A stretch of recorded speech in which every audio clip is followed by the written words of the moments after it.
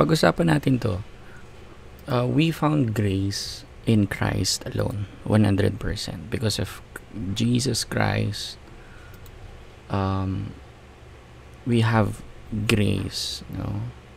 It is salvation itself, 100% is it is by God's grace through your faith in Jesus Christ.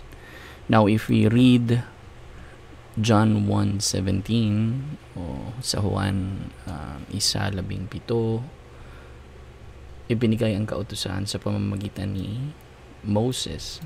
So, the law was given through Moses. It's very clear that John is saying, and in God's word, ngunit dumating ang kagandahang loob. That is grace. At katotohanan sa pamamagitan ni Kristo. 100%. That is true. Excuse me. So that is grace and truth. Grace and truth. Through Jesus Christ. And then, marami.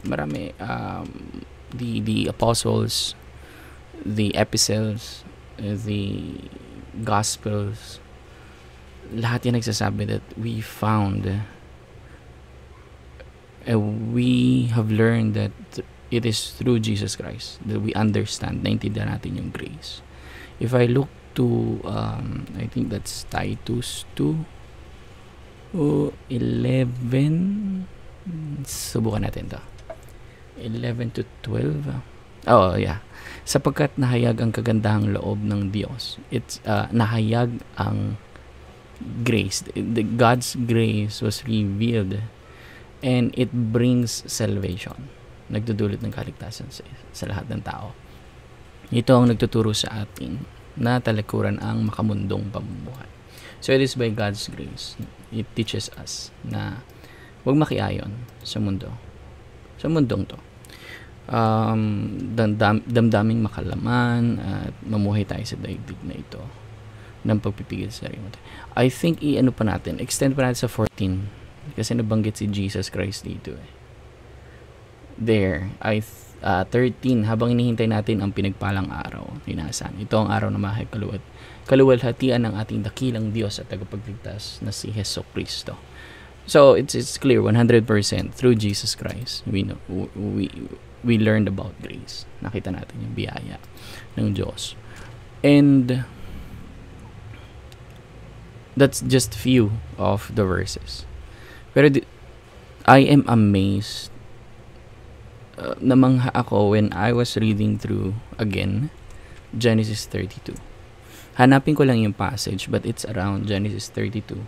This is Old Testament, and grace is not usually highlighted in the Old Testament. It's more about law. Pero when Jacob pabalik na siya kay Esau, alam naman natin, no? We can talk another day about Jacob's yung mali ni Jacob sa kapatid niya, ginawa niyang kalokohan. But when Jacob was asking for salvation, kaligtasan, kasi natatakot siya baka patayin siya ng kuya niya sa kalokohan ginawa niya, kasi may ginawa siyang kalokohan sa kuya niya.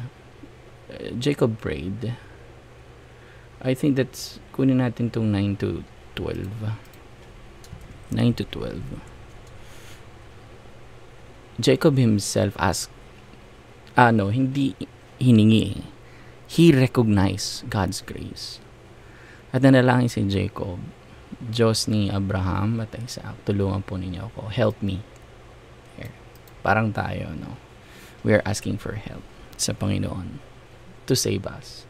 Sinabi po ninyo, ako ay bumalik sa aming lupain at mga kamag-anak. At hindi ninyo ako pinabayaan. Now, in verse 10, I think ito yun. Hindi po ako karapat-dapat sa lahat ng kagandahang loob niyo sa akin. Okay, we're not talking about different translation. Okay? Hindi. Kaya Tagalog ang ginamit ko, it's because it was consistent to use kagandahang loob. Again, we're not talking about Hebrew, we're not talking about Greek, we're not talking about the original translation, we're not talking about King James. The point is, Jacob is acknowledging God's grace. So we find that if they knew about grace since then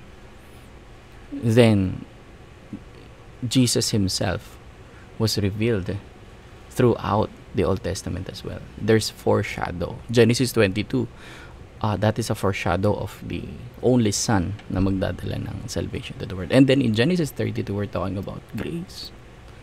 May biyaya na. Nang tumawid po ako sa Jordan, wala akong dala kundi tungkod. Ngunit ngayon, sa aking pagbabalik, 2 pangkat na ang aking kasama. It's the blessing.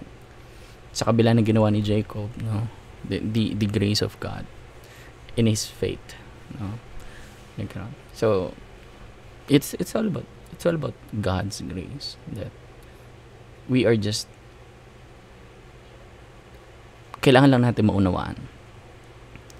Not because kailangan kong, I don't want to say na kailangan mong tanggapin, but kasi it brings back the glory to you.